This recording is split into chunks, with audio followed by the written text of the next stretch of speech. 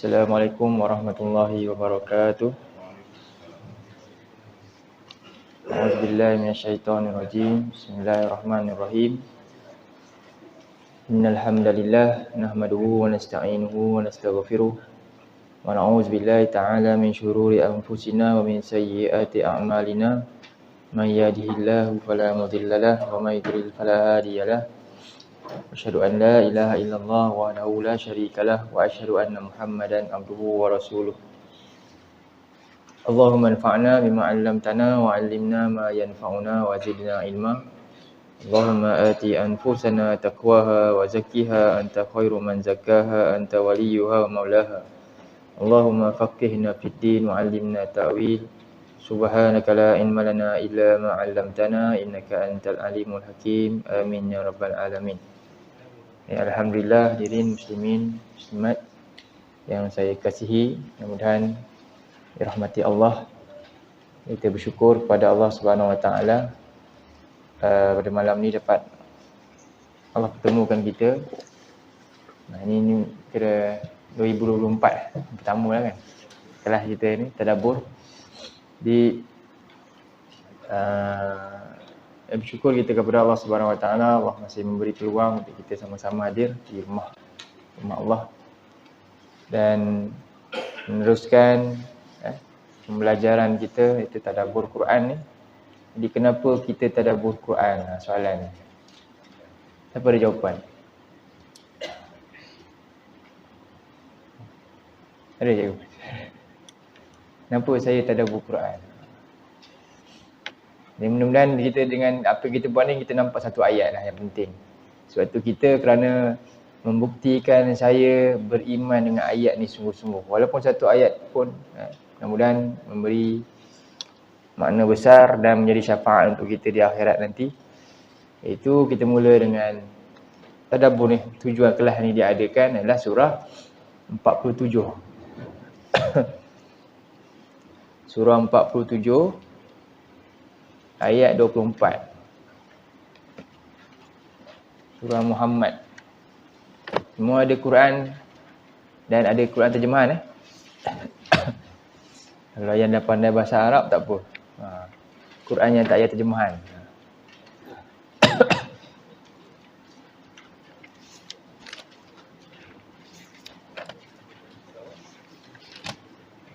Surah 47 ayat 24. Muka surat berapa? 509.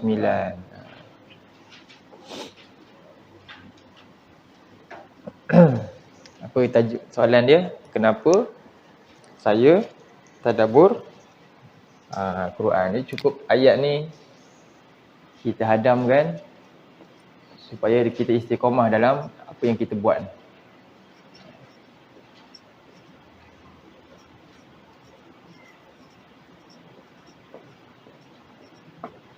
Al-Quran. Soalan Jadi kita baca ayat tu dulu. A'udzu billahi minasyaitonir rajim.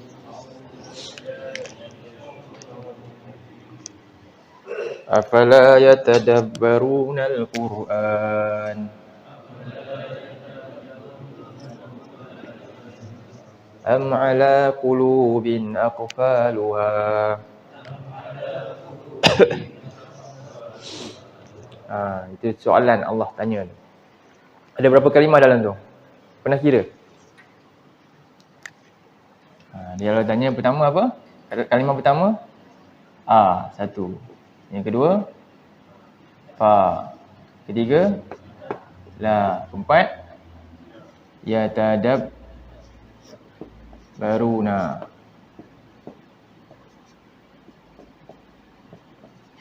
Jadi sebenarnya kalimah ni memang nampak satu, tapi sebenarnya ada dua komponen dalam ni.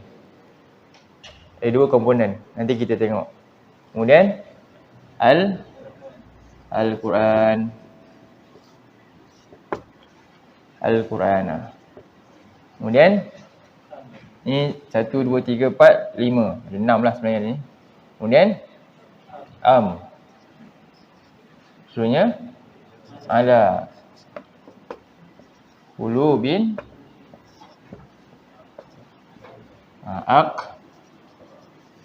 Aqfaluha.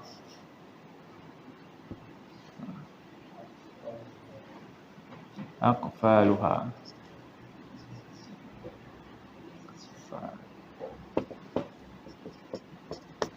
Baik, jadi kita tengok terjemahan dia satu-satu. Kalau kita baca terjemahan tu macam mana kita rasa? Apa terjemahan dia dalam Quran? Tidakkah mereka mahu menghayati lagi Al-Quran lagi? Jadi kita rasa soalan ni tanya kat siapa? Ya ke? Pandai lah tu.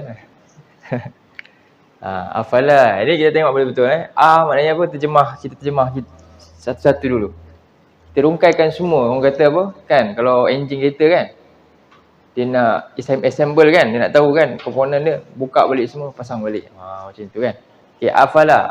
Maknanya jadi asal maknanya apakah? Apakah? Okey, apakah? Soalan ni apakah? Ni namanya harful istifham. Istifhamiyah. Memang tujuan fungsi dia adalah untuk membentuk konteks. Jadi bila ada dia, konteks ayat tu terus jadi macam tu corak dia. Jadi soalan konteks ayat ni soalan, pertanyaan. Okey. Jadi apakah? Kemudian fa apa fa? Fa ni maka. Maka. Ataupun makna dia lalu. Lalu atau maka. Jadi kat sini fa ni selalunya dia sama ada ataf atau dalam Quran fa fasiha. Dia guna untuk penjelasan lanjut daripada sesuatu lah, satu maklumat tu. Lalu apa kesan dia, apa dia punya hasil dia, ini. Jadi fa ni dah macam hasil dia yang terjadi macam ni. Apa soalan dia? Sebab dalam Quran. Soalan dia apa sebenarnya? Jadi kita nampak soalan dia bila kita buang fa ni kan. Apa dia? Apakah mereka tak mahu tadabbur Quran? Betul tak? Jadi tak nampak dah kan. Jadi sebenarnya dia lagi besar lagi daripada tu lagi. Dia ada tersirat di celah di antara a dengan fa ni. A dengan fa ni kan. Okey. Ni apa? Kita buat soalan kat situ. Jadi apa kita nak buat soalan kat sini? Apakah? Barulah ni kesan dia. Lalu apa? Lalu, maka ataupun lalu. Dia tadabbaru apa? Mereka. Ni mereka ni. Jadi komponen mereka ni waw ni. Waw ni mereka. Lepas tu kita boleh masukkan tidak ni. Tidak mahu ataupun ada masa. Kemudian baru pergi kepada maklumat dia.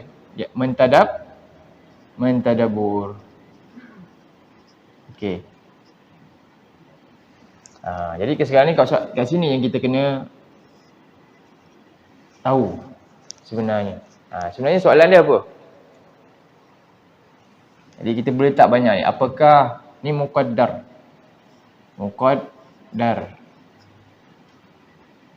Muqaddar ni takdir. Sesuatu yang kita boleh letakkan. Apa dia? Apakah halangan? Apakah punca? Apakah alasan? Apakah sebab? Apakah yang menyebukkan?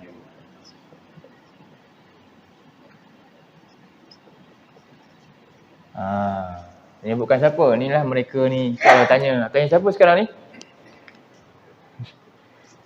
Tanya siapa? Dah rasa dah? Dah rasa tak betul-betul pertanyaan memang kat saya?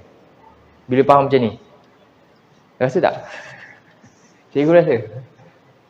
Jadi sekarang kita letak. Allah tanya ke siapa tanya ni? Allah tanya. Kenapa Allah tanya? Pelan-pelan, kita slow-slow. Hadam makan pelan-pelan. Kenapa Allah tanya? Okey, sekarang ni kita tengok apakah halangan, punca, alasan, sebab ataupun yang menyebutkan mereka lalu baru Fahri kena baru masuk. Maka ataupun lalu mereka tak ada masa nak mentadabbur Al-Quran. Dapat dah. Dapat dah. Okey. Itu. Ni soalan ni sebenarnya tanya kat siapa? Sebab tu tafsir bila sebut mereka ni kata ganti diri ke berapa? 3. Ni third person. Bila third person maknanya sentiasa relevan je benda ni ya. Jadi pertanyaan ni dia sampai bila akan ditanya? Sampai kiamat. Kepada siapa saja manusia yang lahir sampai kiamat, kalau dia baca, sepatutnya dia anggap pertanyaan ni tanya kat dia. Al-Quran ni siapa yang bagi? Daripada siapa? Allah. Allah ni person yang keberapa? Dalam satu. Allah bagi Quran kat siapa? Rasul. Rasul person yang keberapa? 2. Dan Rasul sampaikan kat siapa? Kat mereka. Siapa? Yang ke-3 ni. Jadi sekarang ni 2 ni peranan dah selesai ke belum? Dah. Yang buat kerja dan tak buat kerja lagi siapa? Apa kerja yang kita tak buat banyak? Ni. Yang ni kerja tak banyak buat kan? Banyak tengok WhatsApp kan? Facebook, banyak isu-isu lain kan? Semua sibuk kan? Rasa macam kita lah orang yang boleh selesaikan masalah semua orang ni. Sedangkan masalah kita sendiri dalam ni, kita tak pergi tengok. Tak selesai-selesai. Sebab kita tak cari penyelesaian masalah sebenarnya daripada Allah ni Al-Quran. Betul jadi sekarang ni soalan ni tanya kat siapa? Kat saya depan ni pun sama je, semua kita. Dan nak ambil Quran ni, ambil secara jama'i ke personal? Kita nanti akan bertemu dengan Allah wirda, secara seorang-seorang, masing-masing. Dengan amalan masing-masing itulah nak nilai berdasarkan apa yang kita ikut Quran ni ke tak. Jadi sekarang sebab tu Allah tanya. Kenapa Allah tanya? Sebab apa Allah tanya? Okey, jadi kita buat analogi mudah je. Quran ni satu yang hebat ke, yang istimewa ke, biasa-biasa? Istimewa. Yang paling istimewa ni Quran ni. Kita boleh kata Quran ni disebut Ma'dubatullah. Apa dia? Ma'dubah Allah. Hidangan istimewa daripada Allah. Mukjizat dalam segala mukjizat yang pernah wujud dalam dunia ni, mukjizat yang paling unggul adalah yang ada pada kita hari ni, iaitu Al-Quran. Yang tinggal dengan kita hari ni. Jadi sekarang ni Quran ni Nabi sebut Ma'dubatullah, hidangan istimewa daripada Allah. Jadi seorang ibu, anak dia lama tak jumpa dia. Kan, dia tinggal asrama, lepas tu dia pun balik. Ibu tu nak curahkan kasih sayang dia dah lama ni. Dia buat apa kakak? Biasanya ibu buat apa? Dia masak sedap-sedap kan? Masak sedap-sedap. Lepas tu dia masak ikan ke kan? Dia beli ikan paling mahal ke apa, dia masak paling sedap sekali. Sampai dah siap, lepas tu dia pun panggil anak dia makan. Jom makan. Jadi tiba-tiba anak dia tak nak makan. Jadi mak dia buat dek je ke ataupun mak dia tanya? Mak dia tanya sebab ambil berat, sebab sayang kan. Kenapa tak nak makan? Kan? Jadi kemungkinan anak dia tak nak makan, apa kemungkinan? Sebab dah kenyang, dah makan benda lah lain. Itu satu. Yang kedua? Tak selera sebab apa? Jadi punca tak ada selera kan? Tiada selera. Tiada selera makan. Satu, Kenyang sebab dah makan benda lain kan, dah kenyang sangat, dah penuh dengan benda yang lain. Kedua, tak sihat. Tak sihat lah, sakit lah. Inilah sebab punca tak nak makan makanan jasmani kan. Nasi sedap ni tapi tak nak makan sebab tak boleh lah, tak boleh masuk lah. Padahal tu paling sedap tu, tapi tak boleh masuk sebab dah masukkan benda lain. Itu untuk makanan kita, masuk kat mulut. Jadi makanan rohani kita untuk masuk ke hati, apa dia? Al-Quran. Macam mana cara makan Quran? Tadabbur. Apa tadabbur? Baca, faham makna, lagi cari ibrah dia, kemudian apa kesan dan tindakan yang kita kena buat daripada kefahaman kita ayat. Tu lah tadabbur. Selama ni kita buat kat mana tu banyak? Impak dia memberi kesan pula kepada orang tu. Orang tu dia punya rupa dia macam tu. Kat mana kita buat? Drama pun beri kesan kan? Jadi watak macam tu orang tu. Sebab hari-hari tengok benda tu, betul? Quran jadi tak watak sebagaimana orang-orang hebat dalam Quran. Tak. Sebab dia tak tadabbur. Betul? Ni kesan dia. Jadi punca tiada selera makan tu. Punca tiada selera tadabbur Quran mungkin sebab apa? Sama juga. Sebab dah kenyang sangat tengok apa? Hiburan, WhatsApp, macam-macam kan. Akhirnya tak selera dah ni. Dia tak rasa dah Quran ni berbahaya ditinggalkan. Dia tak rasa bahaya pun. Dia rasa elok je, tak ada masalah hidup saya. Saya solat okey macam biasa. Tak baca Quran sehari pun. Imam kan dah baca. Tadi saya dengar imam baca, saya solat. Dan tengok tu. Dia tak rasa pun. Tapi kalau tadi dia tak tengok tu kan, tak boleh. Handphone dia hilang, menggeletar dia kan. Begitulah manusia ni. Sebab dah kenyang sangat dengan melayan nafsu dia. Satu, punca dia. Ni, jadi punca ni boleh tak dibuang? Kita kena hadkanlah sekarang ni. Kena bagi masa. Sampai Quran boleh masuk dah. Kena buang semua tu. Yang kedua, punca kedua apa? Tak selera. Mungkin sebab dia tak sihat. Jadi kalau tadi perut tak sihat, makan kan? Tak ada selera, sakit perut.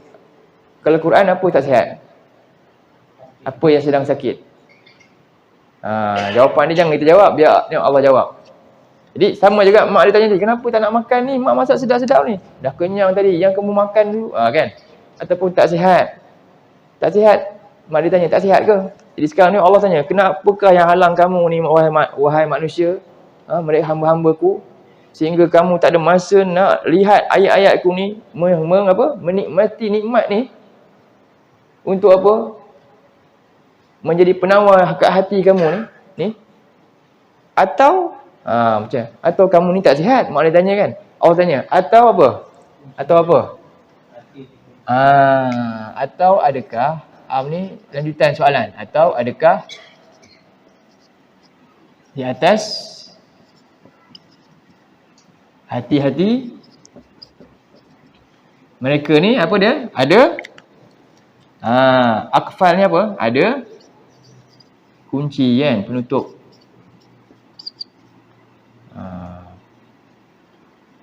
Penutup dia. Jadi iaitu hati dia ni ada masalah, ada penyakit. Jadi inilah kenapa saya tadabbur Quran. Jadi kita kena usaha. Sebab apa? Tadabbur Quran ni rupanya nak buat apa? Ini doktor yang rawat kita. Semua. Dengan tadabbur ni lah. Mudah-mudahan tak boleh banyak ayat. Kadang-kadang satu ayat tu besar kesan dia kat kita. Jadi kita kena istiqamah buat benda ni. Jadi sehari janganlah tak tadabbur. Sehari balik rumah, buka, renung, apa dia? Baca dia, tengok apa ayat yang kita boleh ambil. Sebab itulah, kenapa suka benda ni satu lagi masalah dia? Ilmu kita tentang ni kurang. Jadi kita tak mampu nak buat. Itu satu. Jadi kena baikilah benda tu. Itu juga satu punca juga. Jadi tak boleh dibiarkan lama-lama. Kena tingkatkan ilmu kita tentang Quran pula. Betul tak? Jadi benda itulah yang menghalang kita daripada melakukan apa yang Allah suka. Ni Allah suka, sebab tu Allah tanya. Allah sangat suka buat ni macam ni. Jadi mudah-mudahan pembuka untuk kali ni kita nampaklah apakah ayat yang kita menjadi kita punya tunjang dalam kelas ni, tadabbur ni. Cuba baca balik ayat tu. Kerana ini adalah pertanyaan Allah kepada setiap hamba-Nya. Sebenarnya kalau dalam tafsir ada yang kata ini pertanyaan kepada kaum Quraisy, ini kepada munafik, ini kepada macam-macam. Sebab apa? Dia pelbagai sebab mereka tu. Mereka ni umum, maknanya semua sekali. Sampailah ke kita juga rupanya pertanyaan tu berlaku.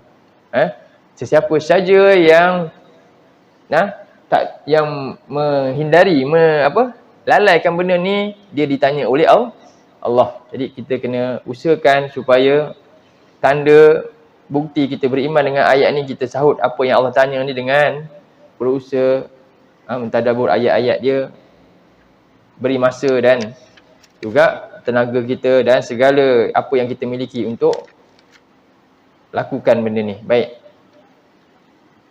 Kita baca balik ayat tadi. A'udzubillahi minasyaitonirrajim.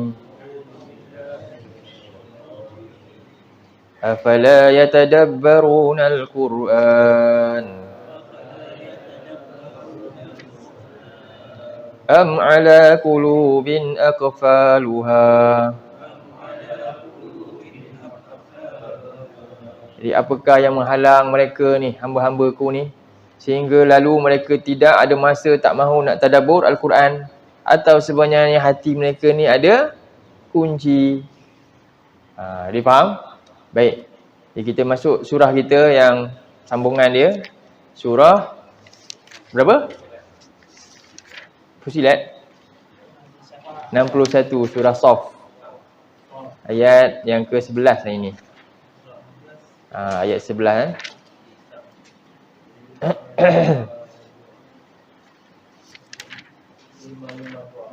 ke surat 552.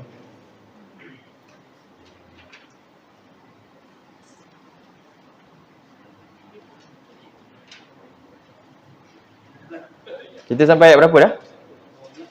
12 dah 12 dah, 13 dah. Dah kan? 13 belum?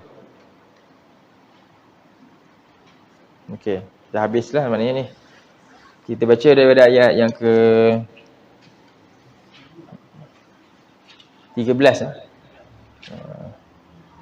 A'udzubillahi minasyaitonirrajim.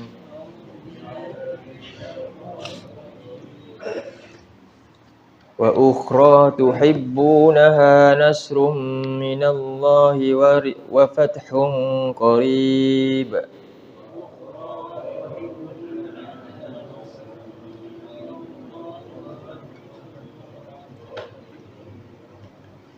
Wa basyiril mu'minin. Jadi ini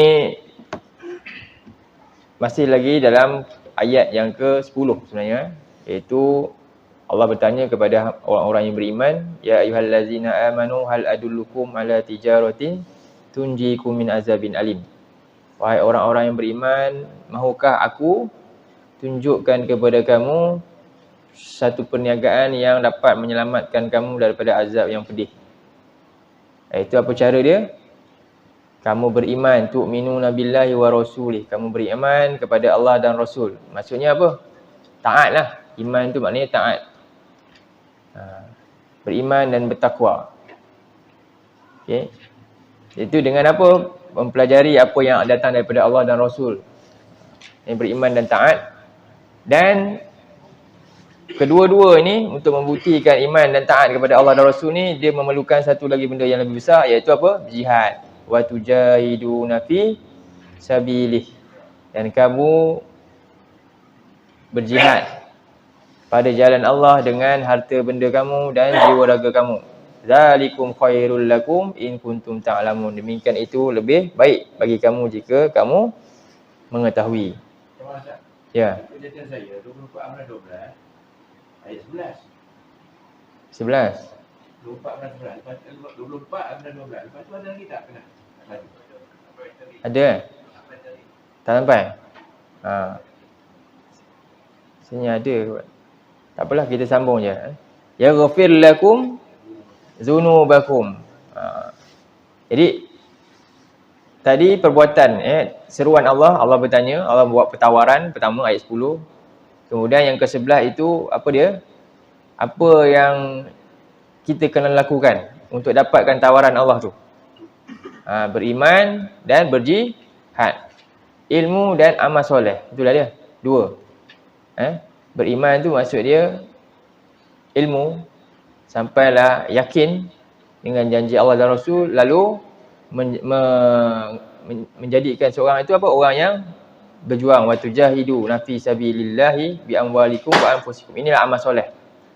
Inilah amal soleh.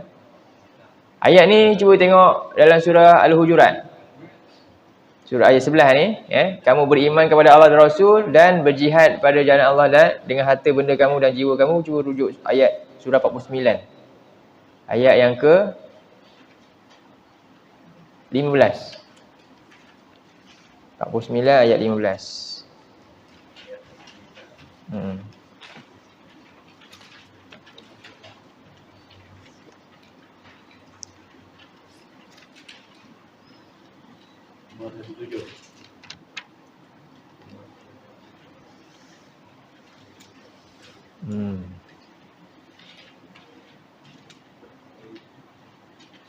Sama ayat dia. Ada dua bahagian juga, beriman dan jihad. Kita baca. Jadi inilah orang-orang yang benar-benar beriman. Dakwaan iman dia benar. Allah sebut dalam ayat ni, kita baca. A'udzubillahi minasyaitonirrajim. Innamal mu'minuna alladhina amanu billahi wa rasulih.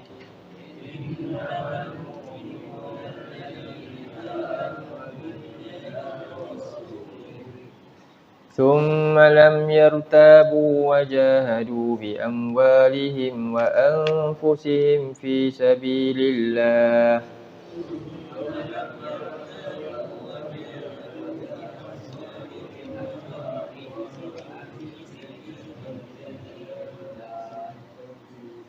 أولئك هم الصادقون.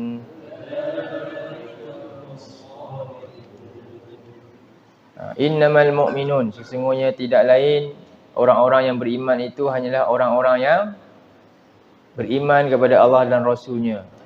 Dia belajar sampai dia yakin segala perintah dan larangan Allah tu, segala berita gembira dan ancaman daripada Allah, itu semua dia sangat mempengaruhi keyakinan dan jiwa dia. Itu ilmu dia.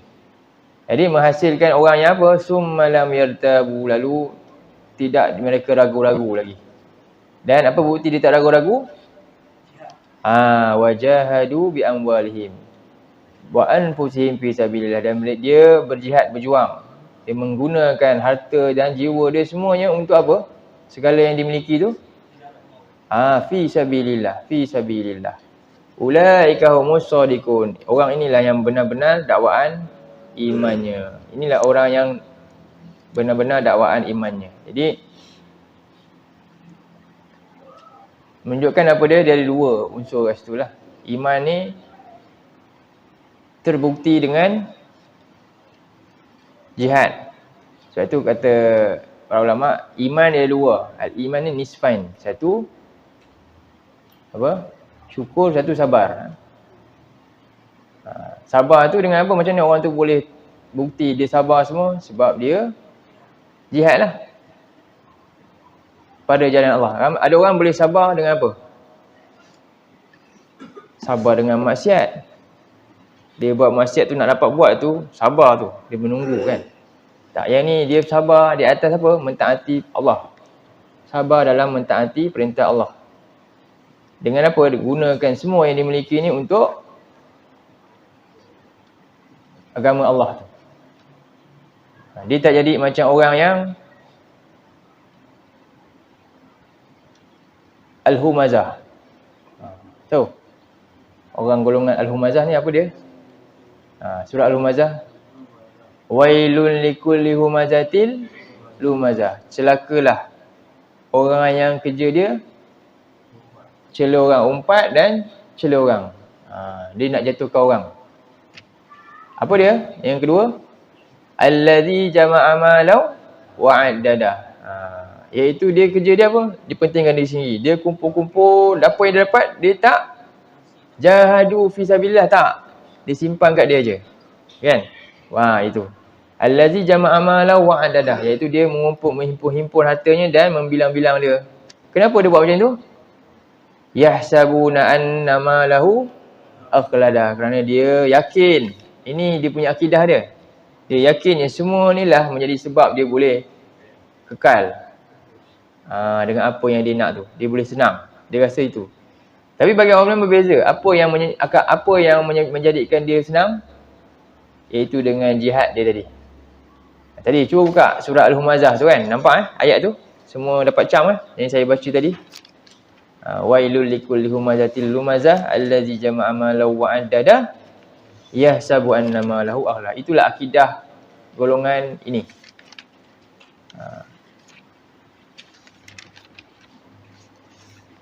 Surat berapa tu? 601.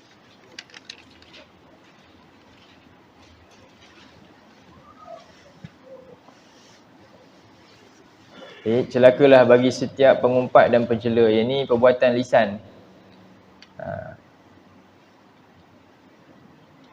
Yang kenapa perbuatan ni dilakukan? Sebenarnya punca dia yang ketiga tu lah. Punca dia 3 tu. Salah akidah akan lahirkan orang-orang yang macam ni perangai dia. Pentingkan diri sendiri, bahkan dia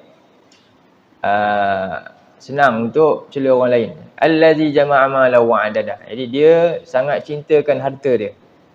Sangat kedekut untuk menyumbang. Kenapa? Yahsabuna annama lahu akhlada. Dia menyangka bahawasanya harta dia tu dah boleh apa? Mengekalkan kedudukan dia dan sebagainya. Ini orang yang akan rugi, yang mana akan dimasukkan dalam neraka Hutama. Jadi saya tak nak bincang panjang tentang yang ni. Jadi itulah berlawanan dengan orang tadi. Apa dia? Orang yang beriman tadi apa dia? Jahadu bi amwalihim. Terbalik. Dalam surah 51 pula. Ini ciri yang orang yang beriman tadi. Buka surah 51. Surah Az-Zariyat. Ayat yang ke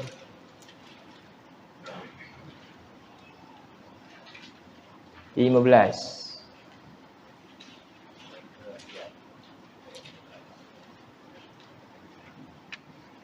Ayat 15 dulu.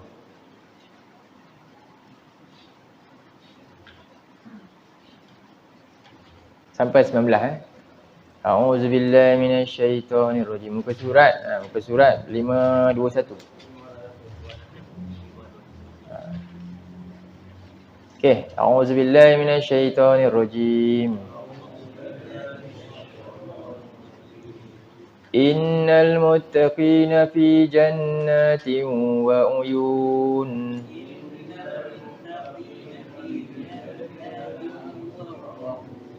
Sesungguhnya orang-orang yang bertakwa itu berada di dalam syurga-syurga dan taman-taman ni dan mata air. Siapa ni? Orang yang bertakwa. Jadi apa mereka duduk dalam tempat yang sangat nikmat ni, kemudian apa berlaku pada mereka? Akhidina ma atahum rabbuhum.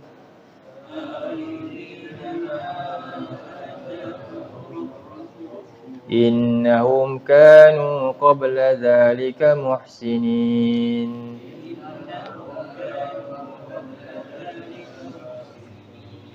Ni ayat ni sangat-sangat penting ni. Cuba tengok cara susunan. Allah susun ayat ni. Akhidin maknanya apa? Mereka mengambil tu sebenarnya di fi'il tau. Akhidin tu bukan sebenarnya mereka mengambil sebenarnya. Ini isim fa'il ni.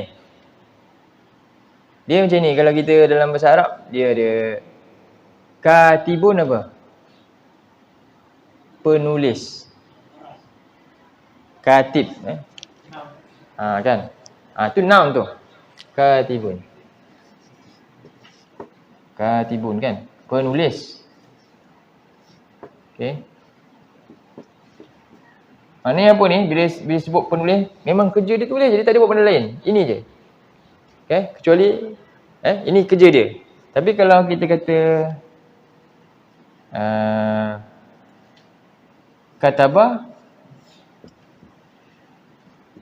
Katabah ni apa? Orang yang telah tulis satu benda. Kita suruh tolong saya borang tu saya dah tulis tadi. Itu. Dia bukan penulis. Tapi sebab apa dia tulis? Sebab dia kena tulis sebab arahan orang kan. Sekali je tulis, kemungkinan tulis sekali je. Lagi satu yaktubu. Apa ni? Yaktubu maknanya apa? Dia sedang tulis sekarang ni. Lepas tu tak tulis dah. Tapi yang ni memang ini kerja dia menulis je. Sama tak wazan ni dengan kalau yang sekarang ni akhizin tu daripada perkataan akhaza. Akhaza maknanya apa? Dia dah ambil barang tu. Sekali je, lepas tu tak ambil dah. Dia ambil sekali je barang. Kalau ya'khuzu dia sedang ambil barang tu. Dah ambil lepas ni, dia dah dapat barang, dia belah lah. Tapi kalau akhiz tu, akhiz, dia perkataan akhizun. Apa makna dia? Kerja dia ambil je. Kerja dia tadah je. Jadi siapa yang kerja dia nak tadah je, dia tak nak buat apa-apa, dia dapat je nikmat. Tadah ni nikmat je kerja dia. Pastikan masuk syurga ni. Tapi syarat dia kena buat apa? Kat dunia, dia kena bagi je. Siapa yang nak nanti kat dalam syurga, kerja dia tadah je. Allah bagi je. Macam-macam. Tadah je kerja dia. Tak payah buat apa. Kamu tadah. Syok tak ada hidup macam tu. Syok. Tapi siapa yang buat macam tu kat dunia, tak dapatlah kat syurga. Faham? Siapa yang kat dunia dia kerja dia buat macam tu je. Ini dunia tempat kerja, tempat jihad, tempat kita menyumbang. Nak rehat, tunggu nanti. Tunggu nanti, kamu tadah je daripada siapa? Daripada Allah. Itu masuk ayat ni. Inna orang yang bertakwa yang duduk dalam syurga tu. Sebab tu Allah kata apa? Tak bukan ya'khuzuna, bukan. Bukan ya'khuzuna, sebab tu terjemah dia mereka, kita kelirulah. Mereka mengambil, bukan. Orang-orang yang kerja dia apa? Ambil je nikmat Allah tu. Dia tak buat apa-apa, relax je. Sebab tu, itu maksud dia. Akhizina ma'atahum. Siapa bagi? Rabbuhum, subhanallah. Kerja dia tadah je apa yang Allah nak bagi. Nikmat sungguh duduk dalam ni. Jadi siapa yang nak dapat ni, apa dia kena buat? Innahum kana qabla zalika muhsinin. Allah kata, sesungguhnya mereka dulu, kat dunia dulu, kenapa mereka dapat hari ni kerja dia relax je, tak ada nikmat je? Sebab kat dunia dulu mereka ni muhsinin. Apa muhsinin? Jadi kita faham muhsinin pula. Jadi syarat nak dapat tadah nikmat je, wajib jadi orang muhsinin. Apa muhsinin? Muhsinin, apa dalil dia? Jadi sekarang kita fokus kat muhsinin. Jadi muhsinin ni nanti kat rupanya lepas ni, memang sekarang ni dia sakit kan? Sebab dia kerja dia nak apa dia? Berjihad. Nanti kat sana apa? Dia lah orang yang paling duduk dengan tenang. Tak payah buat apa-apa, tak ada nikmat je. Itu muhsinin. Jadi apa ciri muhsinin? Ketika kat ni dia buat apa? Allah sebut. Pertama, 3 surah saya nak bagi 3 ayat. Pertama, buka surah 2 ayat 195. Ni muhsinin. Ciri-ciri muhsinin ni saya tulis sini.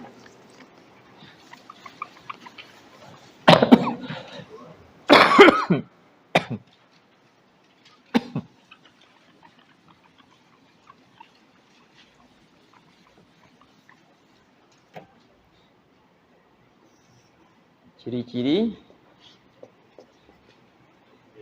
orang muhsinin. 1 surah 2 ayat 195. A'udzubillahi minasyaitonir rajim. Apa dia? Ya. Mula dengan apa ayat tu? Tak buka lagi. Ayat dia mula dengan wa anfiqu. A'udzubillahi minasyaitonir rajim. Wa anfiqu mimma wa anfiqu fi sabilillahi wa la tulqu bi aydikum ila tahlukah.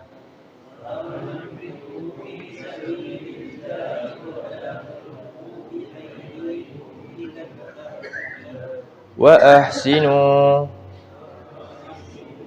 innallaha yuhibbul muhsinin. Ciri pertama, siapa golongan muhsinin? Wa anfiqu, Allah perintah, infaklah. Infak apa tu? Wa anfiqu, ada sebut tak? Dalam ayat ni sebut tak infak apa? Tapi tu arahan kan? Nak infak apa? Sebenarnya bila tak ada sebut, maknanya apa tu? Habis kalau orang yang tak ada harta macam mana? Abu Hurairah tak ada harta. Baju dia selai je. Dia tak makan 3 hari tu biasa. Dia orang banyak menyumbang tak? Banyak infak tak? Apa dia infak? Berapa hadis dia hafal? Dia hari ni sampai sekarang antara yang paling banyak riwayat hadis mesti ada nama dia. An Abi Hurairah. 5,000 hadis lebih dia punya je. Sedangkan dia ada apa-apa tak? Tak. Tapi umur dia sangat panjang. Sampai ke hari ni dia dapat habuan daripada apa yang disumbangkan. Ilmu. Nombor 1. Apa dia? Ilmu. Tak ada harta sumbang ilmu. Itulah dia kerjanya. Kerja dia hidupnya menyampaikan tu. Nampak? Sebab tu tak sebut wa'an fiku umum. Siapa ada harta, sumbanglah harta tu. Siapa ada segala apa yang dia ada buah fikir, sumbanglah semua. Untuk apa? Anfiku untuk apa? Fi sabilid dunya ke fi sabilillah? Fi sabilillah, bukan fi sabilid dunya. Kan? Sumbanglah semua yang kamu ada pada jalan Allah. Kemudian Allah kata apa? Wala tulku biaidikum ilal tahluka. Jangan kamu campakkan apa tu? Terjemah dia kata apa? Terjemah dia kata apa? Kak, terjemah dia kata apa? Ada dia kata diri-diri ke? Tangan-tangan. Tangan-tangan ya, itu lebih nampak lah. Tapi ada terjemah dulu dia kata apa? Diri-diri. Kalau diri ni wala tulku bi anfusikum. Oh, diri-diri kamu. Yang lebih tepat bi aidi. Kenapa Allah kata tangan? Kenapa tangan? Punca kepada amalan ni semua nanti kita ni akan ni sebab perbuatan siapa? Perbuatan tangan. Sebab itulah banyak orang Melayu guna istilah sesuatu kan. Craft tangan. Kerja tangan. Semuanya tangan. Tangan ni yang akan menjadi apa? Hasil besar kita nanti. Perbuatan tangan kita lah yang akan jadi hasil besar yang kita tengok ke akhirat nanti. Apa akibat? Jadi tangan kita ni menyebabkan kita mencampakkan dalam kebinasaan ke tangan kita ni lah yang akan selamatkan kita. Dengan amalan kita tu. Itulah maksud dia. Jadi jangan dengan tangan kamu ni, kamu pergi sumbang kat mana? Benda yang menyebabkan kamu binasa ke akhirat. Allah kata. Jadilah orang yang muhsin. Betul ke? Wa ahsinu. Ahsinu apa? Jadi siapa yang buat perbuatan ahsinu, digelar muhsin lah. Itu wazan yang sama. Ahsana yuhsinu muhsin. Dari situ datang dia. Jadi wa ahsinu dengan apa? Sumbangkan tu. Fi sabilillah. Itulah ahsinu. Innallaha yuhibbul muhsinin. Allah suka orang yang muhsin ni. Itu satu muhsin. Jadi maksudnya orang yang beriman ni rupanya jihad tu wajib kat dia. Sebenarnya.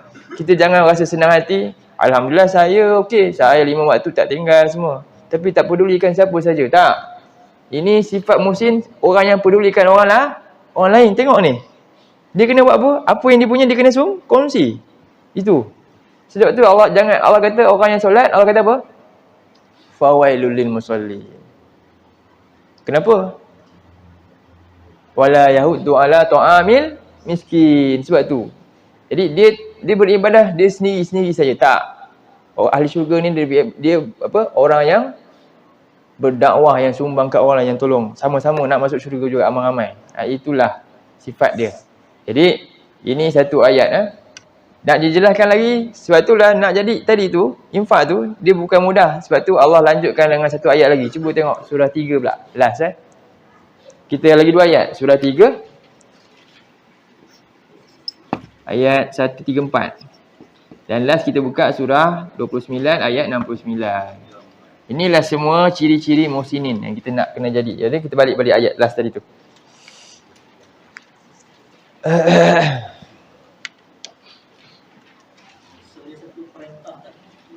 Perintah.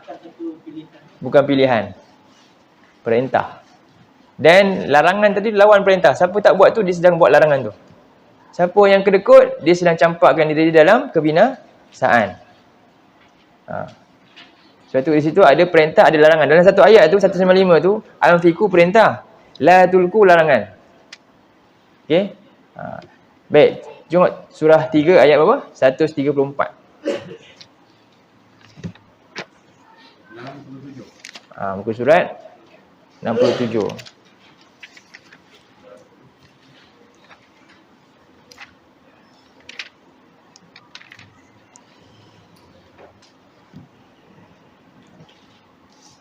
أعوذ بالله من الشيطان الرجيم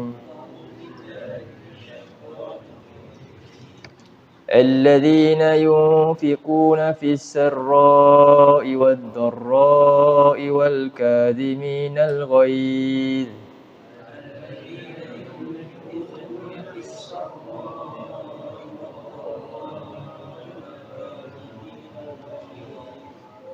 والكاظمين الغيظ والعافين عن الناس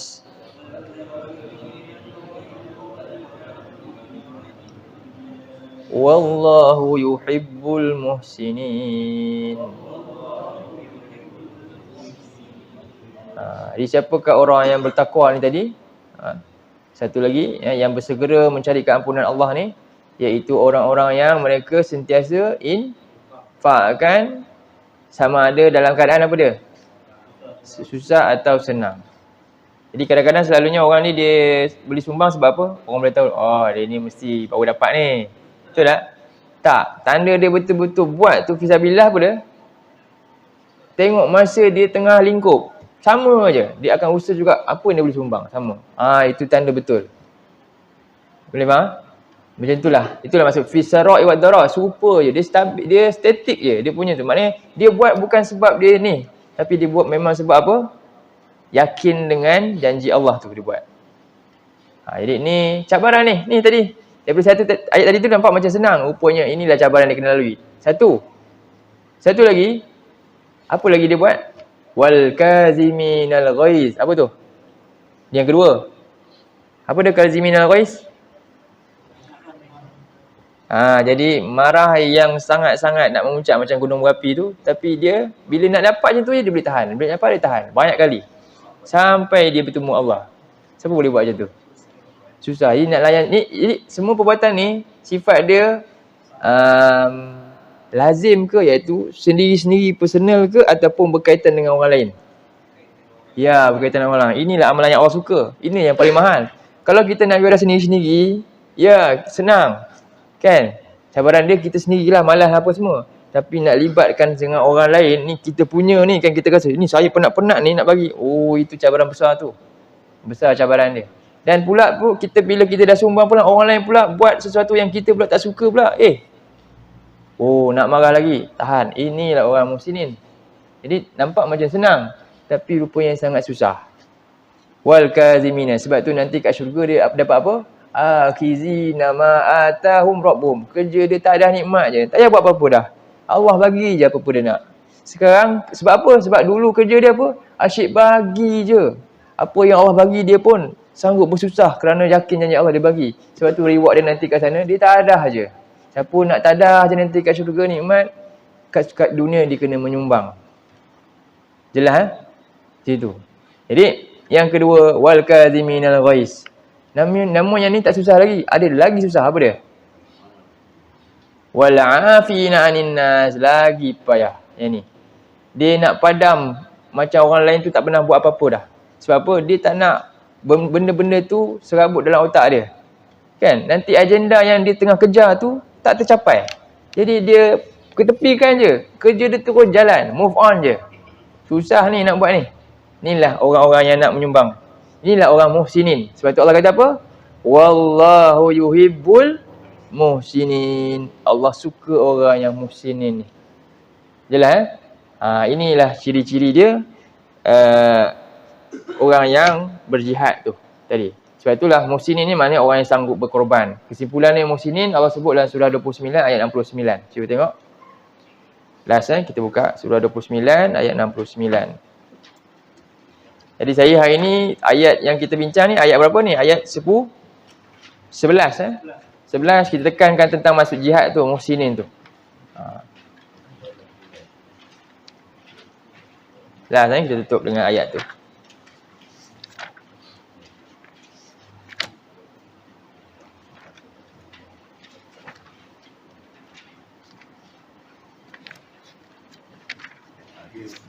Ayat terakhir sekali surah Al-Ankabut. A'udzubillahi minasyaitonirrajim. Walladzina jahadu fina lanahdiyannahum ولنهدينهم سبلنا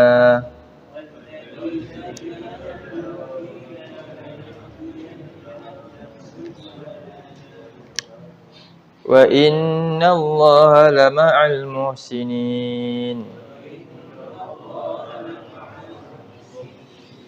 Dan orang-orang yang berjihad pada jalan kami fi sabilillah, pasti benar-benar kami akan apa?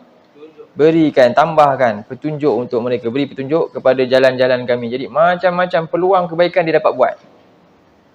Macam-macam peluang kebaikan Allah salurkan kat dia je. Orang lain tak dapat buat, dia dapat. Sebab apa? Rupanya dia banyak menyumbang. Itu kelebihan dia. Jadi wa innallah, kenapa? Kerana Allah sentiasa ada dengan dia. Wa innallaha lama'al muhsinin. Dia tak peduli dah. Kerana apa? Allah sentiasa jaga dia. Inilah orang yang muhsinin. Inilah orang yang jihadnya sebenarnya. Itu maksud muhsinin sebenarnya. Kita kadang kata ihsan lah kan. Ya, sebab apa ihsan? Sebab dia kena korbankan apa yang dia boleh ambil. Tapi tak. Dia beri pada kerana Allah. Oh, tu bukan mudah. Bukan mudah. Jadi itulah golongan muhsinin berdasarkan ayat tu. Sebab tu balik pada surah kebincangan kita tadi, surah 51 ayat 15. Baca balik ayat tu. Ayat 15, ayat 16. Jelas kita lalu ayat ni sekejap. 8.45 dah. Itulah Allah kata, fokus pada ayat ni, innal muttaqina fi jannatin wa uyun kan. Ayat muka surat 521 balik ya. 521 tadi. Sungguhnya orang yang bertakwa dalam syurga-syurga dan mata air yang banyak. Uyun ni maknanya jamak, mata air banyak. Akhizina ma atahum rabbuhum, yang mana? Fahamlah akhizin tadi? Akhizin isim fa'il. Kerja dia buat apa? Dia tak ada buat kerja lain. Bukan ambil sekali, ambil berkali-kali. Kerja dia ambil saja. Bukannya bagi, ambil je. Daripada siapa? Daripada Tuhan mereka. Sesungguhnya mereka dahulunya ketika di dunia muhsinin. Jadi ayat tentang muhsinin ni dilalui ni fasa ni. Kanu qalilan minal laili ma yajhadun. Mereka ini yahjadun. Yahja'un. Kanu qalilan minal laili ma yahja'un. Jadi mereka ni sedikit daripada waktu malam itu apa? Baring, tidur. Wabil asharihum yastaghfirun, dan pada waktu sahur mereka banyak beristighfar. Dan wa fi amwalihim haqqun lis-sa'ili wal mahrum, dan pada harta mereka ada hak bagi orang-orang yang meminta dan orang yang tak meminta. Dua tu. Zakat dan bukan. Zakat dan selain, dan bukan. Bukan juga. Sa'ilin orang yang minta, mahrum orang yang tak. Orang tak minta. Maknanya apa? Maknanya dia cari. Mahrum tu dia memang tahan diri dia daripada dia ada infah, sikap infah. Jadi apa kerja dia?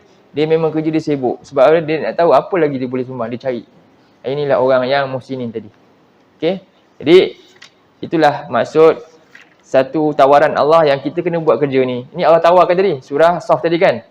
Hal adulukum ala tijaratin tunjikum min azabin alim. Kemudian apa dia? Tu'minuna billahi wa rasulihi wa tujahiduna fi sabilillahi bi amwalikum wa anfusikum. Zalikum khairul lakum in kuntum ta'lamun. Jadi kesimpulannya, nak buat tawaran Allah tu, banyak kerja perlu dilakukan. Banyak sumbangan perlu dikeluarkan. Dan ini satu bentuk jihad kita. Dalam apa saja yang kita miliki, sumbanglah pada jalan Allah untuk kebaikan ummah ni. Baik, nanti kita sambung apa reward yang kita akan dapat yang Allah janjikan ayat yang ke-11 tu nanti. Sampai sini dulu, mudah-mudahan kita fahamlah. Tadi kita terangan pertama tadi tentang tadabbur, dan kita boleh istiqamah dalam kita lakukan perkara ni sampailah kita bertemu dengan Allah. Mudah-mudahan dia menjadi hujah yang membela kita di akhirat kelak. Baik, aku qauli hadza wa astaghfirullahal azim li wa lakum. Allahumma ja'al hadza jama'ana jama'al marhuma wa tafarraqna min ba'dihi tafarraqan ma'suma.